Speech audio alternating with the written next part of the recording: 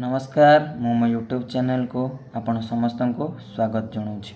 आज आम पढ़ा भग्नांशर प्रकार भेद। भग्नांश केते प्रकार थाए? भग्नांश तीन प्रकार थाए।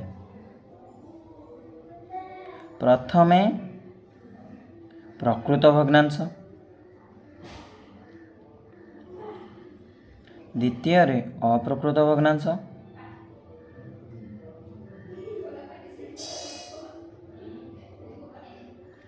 तृतीय मिश्र भग्नांश।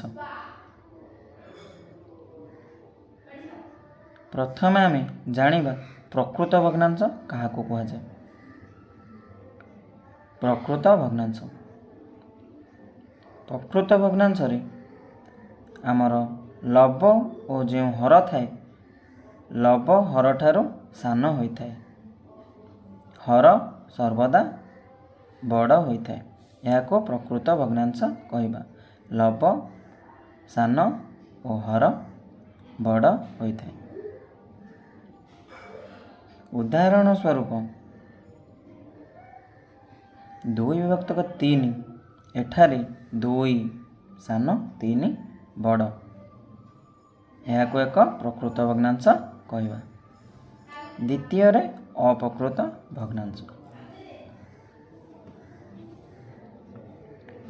अप्रकृत भग्नांश रे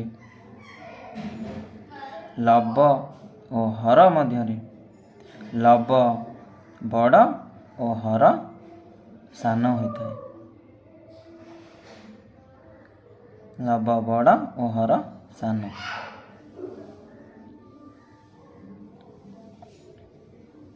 आम उदाहरण स्वरूप 5/2 7/3 24/9 ए सब थिरे लब बड़ अच्छी और हर सान अच्छी। यही सब को आम अप्रकृत भग्नांश कहवा। तृतीय आसला मिश्र भग्नांश। मिश्र भग्नांश रे एक पूर्ण संख्या रहिबो एवं पूर्ण संख्या सहित एक प्रकृत भग्नांशटीए रहिबो। पूर्ण संख्या सहित जो भग्नांश रे प्रकृत भग्नांशटीए थाए ताहाको मिश्र भग्नांश कहा जाए। एक पूर्ण दुई विभक्तक तीन यह एक मिश्र भग्नांश। दुई पूर्ण चार विभक्तक 5 यह मध्य एक मिश्र भग्नांश। यही सब मिश्र भग्नांशर उदाहरण।